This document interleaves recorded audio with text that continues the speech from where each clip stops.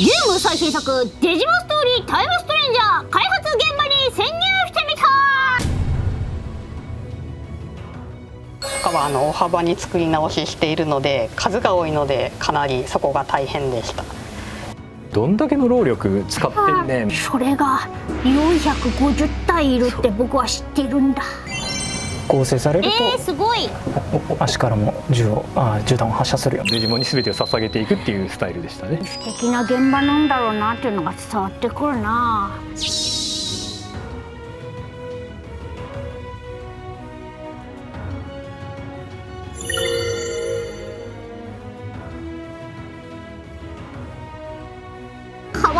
可愛いすぎる。100億点。ありがとうございます。じゃあ続いて背景マップの方見ていきたいと思います。アートワークチームに所属してます上条と申します。よろしくお願いします。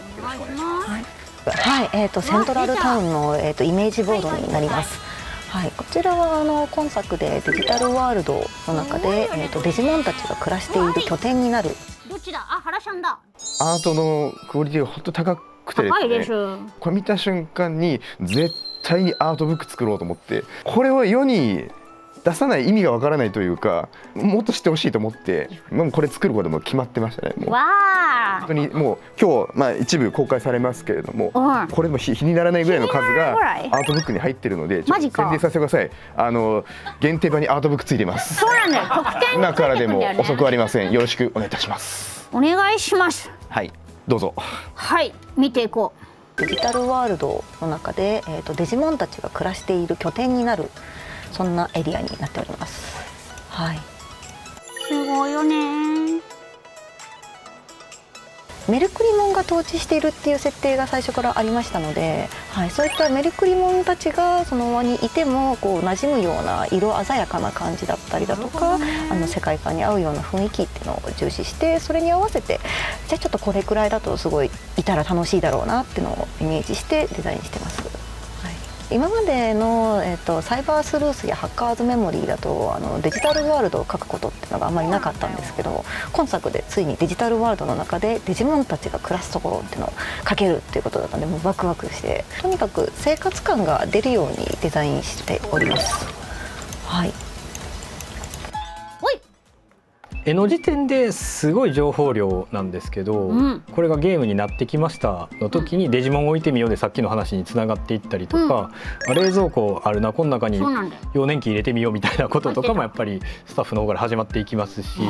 もともとすごい、でもさらにすごくしていくみたいなのはここでもなんか分かりやすく展開されてる流れかなって思いました。だって小物の1個から全部この方が描いてるってことでしょ。そうです。だから、言ったらもう10年前に描かれたこれを10年かけて形にしていくっていう。大変だ。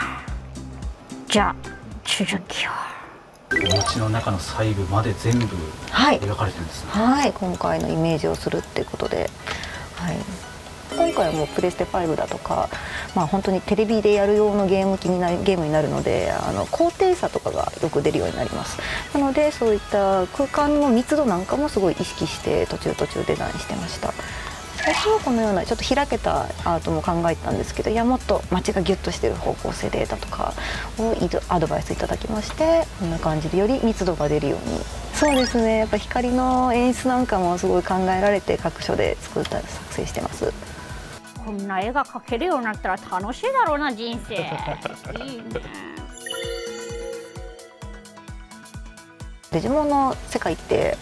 完全なるファンタジーの異世界じゃなくて、あくまで人間界からちょっと地続きになってるところがあるような、人間のアイテムがあるようなものがデジタルワールドだなと思っていまして、すごいブラウン管テレビだとかちょっと懐かしいような人間のアイテムを割と散りばめまして、初めて来るけどちょっと懐かしく感じるような、ちょっとノスタルジックな感じのものを配置するようにしています。僕が言ってるようなこと言ってるじゃん、これ昭和の時代。正解してましたね。すごいです。おすすめは言ってもいいですか。はい、今作のおすすめは実は現実エリアの新宿がすごいおすすめです。そちらもすごい作り込まれてて。そうなの？新宿めっちゃ、はい。友野さん。新宿出ましたけど、本当にこれ今はあるけど、いや10年前なかったやんみたいなものとかもあるんですよね。発足当時はなかったからそれないでしゃあないよなってなってたものもやっぱりいやこれないとやっぱこの時代っていう感じしないんでみたいな形でそれも付け足されたりとかしてるところもありますし。へえ、そこも注目だね。秋葉原も今回作ってますけれども、1個お願いしちゃったことがありまして、ゲームセンターがあるんですけれども、ナムコになってるんですよね今。これはやらんといかんやろうということで大変恐縮ながらナムコを建ててくれとお願いさせていただきました。じゃあもうそこはぜひゲームの中でも行ってみたい。ぜひですね、しっかりやっていただいたのでもう感謝しかないですこれは大人の事情ってやつですね。見たことあるものが入ってるって全然没入感が違ってくる部分があるんで、どんな無茶ぶりも対応するし振られてないことも対応するっていう感じですね。体がいくつあっても足りないよ頑張ってほしい。じゃあ続いて現実エリアの新宿がすごいおすすめですそちらもすごい作り込まれてて、ポスターだとか広告、お店の看板だとかってすごくあるんですけど、あれを全部アートワークチームで描きました。はい、いろんなお店が多分並んでたりいろんな看板ポスターがあると思うので、ぜひ新宿エリア行った時は探してください。わかりました、探します。穴が開くまで見るよはい、こちらがアビスエリアになります。海のエリアですね。海のエリア楽しみなんだ。表面のサンゴ礁の鮮やかなとこだったりだとか、ちょっと深海に入っていくようなエリアだったりだとか。怖いね。はい。海のエリア早く行きたいよ僕は。一部が浜家特典で入りますので、ぜひぜひ。こちらがギアフォレストの頑張ってもう絶対出すって言ってたアートブック、皆さんぜひ予約して手に入れてくださいね。わ、すごい。僕の住んでる森のエリアは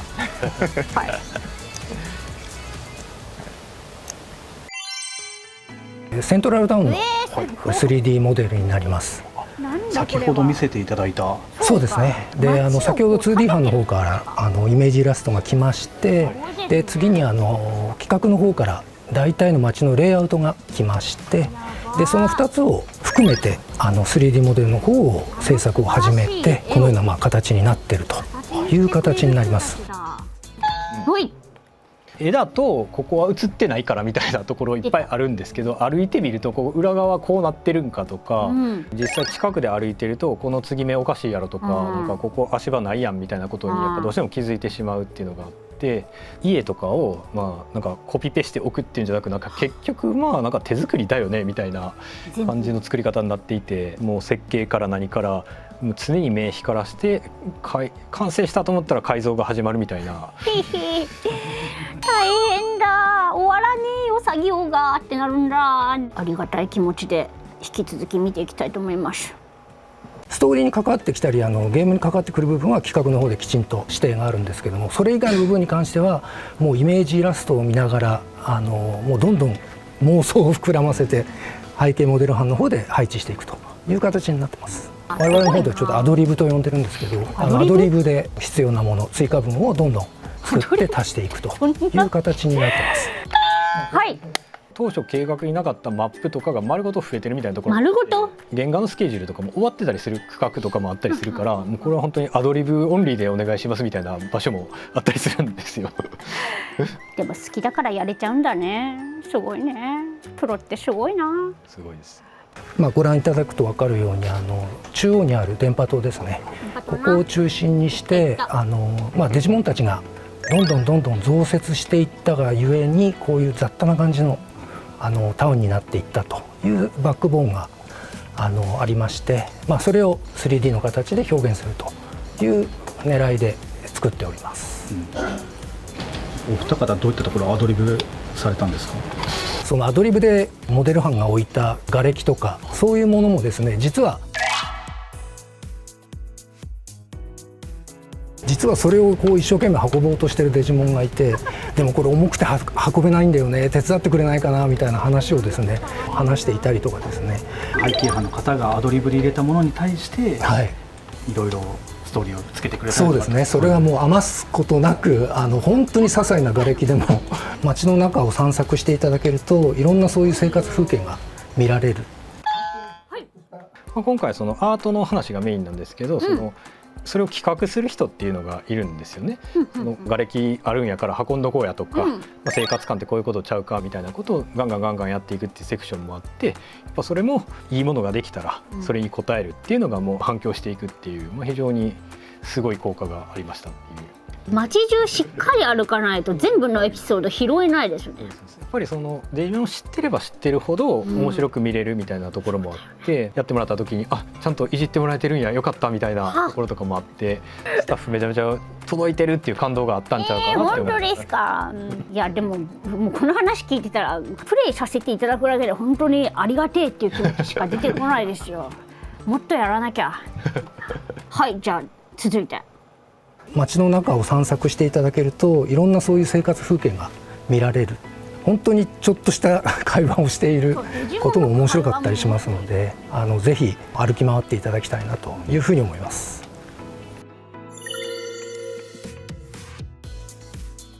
ゲームの面白さを追求する上でストーリーが変化するともう企画の方から少しレイアウトを変えたいよということはですね結構多いんですね。なので結構ボツになってる街のデータも数多くあるので、完成されたやつがボツになるって苦しいですよね。そうですね正直言うと苦しいんですけども、これまでも何度となく経験はしているので、どうにかモチベーション気持ちを切り替えてやっている感じですね。いい人たちなんだ。はい。ちょっと苦笑いしながら流してくれてたけど、ほんまはもうよくやっていただいたなっていう。こんなに明るく話せないよ。でボツになった分作業はもうしたわけやから、じゃあこの辺はちょっと減らそうかっていう話もなくひたすら物が増えていくっていう構造だったんで。皆さんが作られたこの空間にデジモンがいるってなった時どうですか？やっぱり生きてきますね。ここにデジモンが配置されて動いていて会話していて音楽が流れていてでライティングして空気感が出てくると本当に生きた街だなっていう、その瞬間が一番やっていて楽しい瞬間ですね。やっぱデジモンが歩いて空気感出てきた時にやっぱそれ変え難い楽しみだっていうところでやっぱりもう上がりが良ければやっぱりやる気になってしまうっていうかやる気を出してくれる人たちだったんで、それが今こうやってねちょっとなんか伝わってるのはもうめちゃめちゃ尊いことやなって思います。いやありがてえ素敵な話だ。じゃあ続いてまだまだ映像があるということでイベントシーン見ていきたいと思います。はい、イベントシーン制作担当の島村です。よろしくお願いします。お願いします。よろしくお願いします。タロットモンと呼ばれる巨大なデジモンが主人公たちに襲いかかってくるシーンの直前のイベントなんですけれども、制作工程順にお伝えできればなと思ってます。よろしくお願いします。よろしくお願いします。シナリオを読んでだいたい絵コンテをこう書きまして、こんな感じでキャラクターが入ってきます。で主人公はこういう目線でこういうモーションを撮るんですっていう絵コンテを大体こうザーッと書いていくんですけども、実際の完成版の演出とは違う打足的な部分がいっぱい入っちゃってまして、直したりとか、で最終的にはモーション担当と一緒に、協議しながらですね、空の上に上がったと思ったらすごい勢いでガーッと落ちてくるみたいな、そういうカットをアニメーターさんに作ってもらう感じですね。でそういう風にして作ったモーションに対してこの状態ではまだ口パクとか表情も入ってないんですけども、声も場合によってはもう無音で、この場合は字幕で表現してるんですけど、中にはモーション担当した人が嘘で声当てたりとか、そういう状態でこんな感じで演出を作ってます。あとはですね、背景班が作ってくださった渾身の背景を使って皆さんのお仕事的には、まず絵コンテと言われる演出的な部分を構成して、で上がってきたものに関してのブラッシュアップであったりチェックをされるってことなんですか？そうですね、私の作業としてはそういう感じになります。やっぱり、絵コンテもすごいんですけど、まずその1から5までの絵コンテからアニメーター、音声、背景、音 SE みたいなところまで全スタッフ全パートがちょっとずつ力を注ぎ込んで、ゲームって実際画面に出してみたらちょっと違うなみたいなことがあるんで、そう一回作ったけど実機やとちょっと違うからやり直そうっていうのがやっぱり一番根性試される部分なんですけど、もうそこもむちゃくちゃ今回やってもらってますし、せっかく作ったけどちょっと長いな尺詰めようかみたいなことも。そうなんだよね、早くボス戦わせてくれよぜみたいなのがいるから、躊躇なく戻ってやり直しますを言ってくれるスタッフの方々だったんで、プレイしたお客さんどう思うっていうところが最後まで忘れられてなかったのはすごい素晴らしいことかなと思います。初回限定版にはこういうドキュメンタリーつけた方がいいと思いますよ染み込み方が違うはい、じゃあ続けていただいて、実際に完成まで持ってったのがこれになるんですけど、これあとは音を入れて完成っていうところですね。わあ、全然違う。ライティングが入って、やっぱライティング入るとまたで雷のエフェクトなんかも入り、でこれはもう表情も愛用楽の表情とかミネルヴァがこうちょっと喋ったりとかしてるっていう口パクも入りまして、で今回人間の口の形をしているキャラクターは全部リップシンクするようにパクパク喋るように、はい、データ作ってます。でとにかく設定で敵キャラクターがものすごく大きいので、その人間との対比というんですかね、他のデジモンとの対比みたいなのをすごい大事に、はい、こんな感じでカットシーンを作っているというこんな流れになってます。はい、こんなんできたらもう腰抜かしちゃうよ、普通の人間だったら。イベントシーン作る時ってこういう背景とか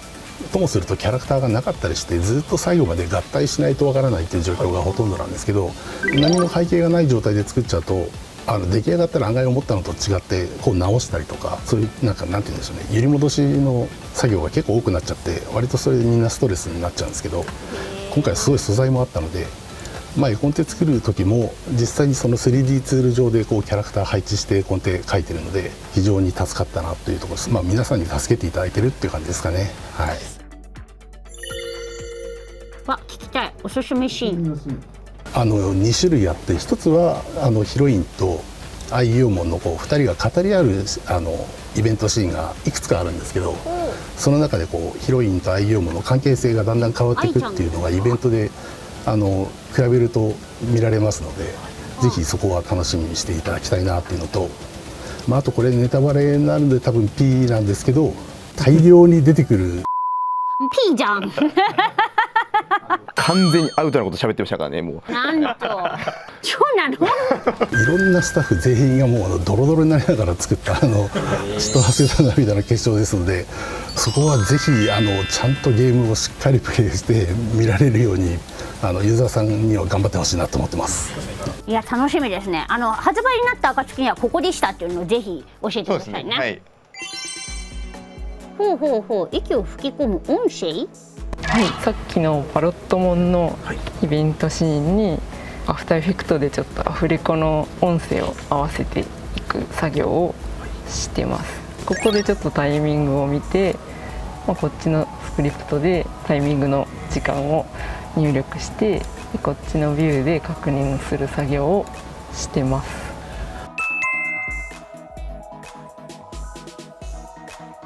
コンピューターの命令の文章って感じですかね。はい、スクリプトって僕台本のことだと思ってたけど、はい。僕も昔は台本のことやと思ってたんですけど、ゲーム業界に入る前、フレームで表すんですけど、何秒で何番のキャラがどのように口パクして何秒喋るみたいなのを全部数字で打ち込むんですよね。打ち込むというかもう書くんですよ。この文章全部手で書いてるんですよ、英語みたいなやつを。全然わからん。でこれでずれてるわ、ちょっと直さんとあかんみたいなことを無限にやっていくっていう作業が発生します。僕数字見るだけで頭痛くなっちゃうタイプのデジモンなんだけど。音声っていうのは声ってことですか？ボイスを入れますし、SE と BGM を設定しているので、そちらも合わせた状態で、この画面でほぼ完成に近いものを見ることができます。実際に音声が調整された。ここからもう全部始まってんだね。これが通信の機械？動作には異常なさそうだな。ということはやはりあの雲が通信を妨害している。体が動いた時の音とかも全部やってんだよね。怖い怖い。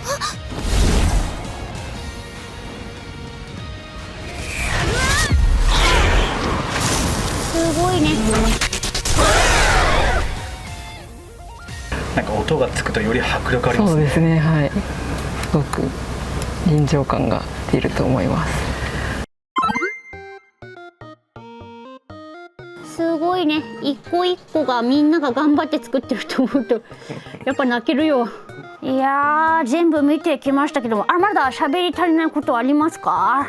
めっちゃ頑張ってるけど、本当に思ってるのはもう楽しくゲームしてほしいだけなんで。結果楽しく皆さんやってるっていうのかな。こういうのってほんまに人に元気になってもらうために基本的にはやってることなので、そのためにはやっぱ今ぐらいの苦労をして多分当たり前ってみんなスタッフの人も思ってる部分あるだろうし、本当にもう前情報をいっぱい入れてもいいし、全く入れずに、なんか知らんけど面白かったよぐらいなんでも今度は僕らがそれで元気になれるんで、本当にライトに手に取ってもらって、面白かったって言ってもらいたい。そして明日も頑張ろうって言ってもらえたらそれが一番っていう。結構感想とか読んでいらっしゃるんですか？まあ、一番の励みと言っても過言です。一番の励み、みんな書くんだ。皆さんが多分思った以上に我々見てます。わ、そうなの？いろいろ検索ワードかけてますけどね。なんかあんまりこうちょっと喋っちゃうとすごい生々しい。プレイは一番大事ですけども、もしよかったらつぶやきもしてみてください。はい、そんな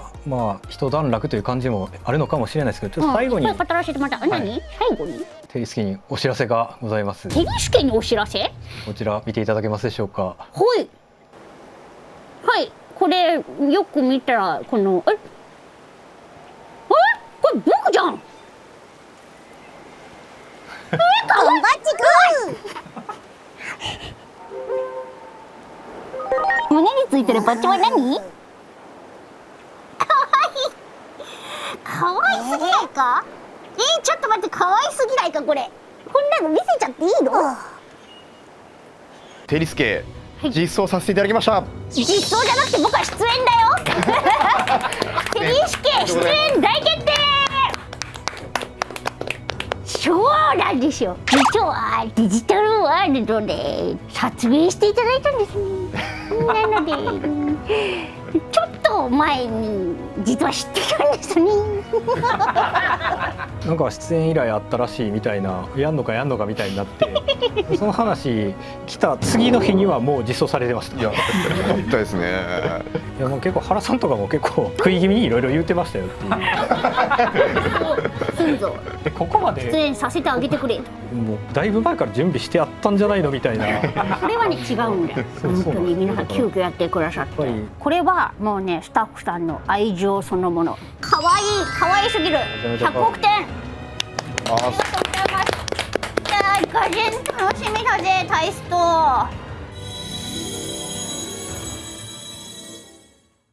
発売がいよいよ近づいてまいりましたが、まだまだですね発売まで情報をお届けしていきますので、引き続き楽しみにお待ちいただければと思います。本日はどうもありがとうございました。ありがとうございました。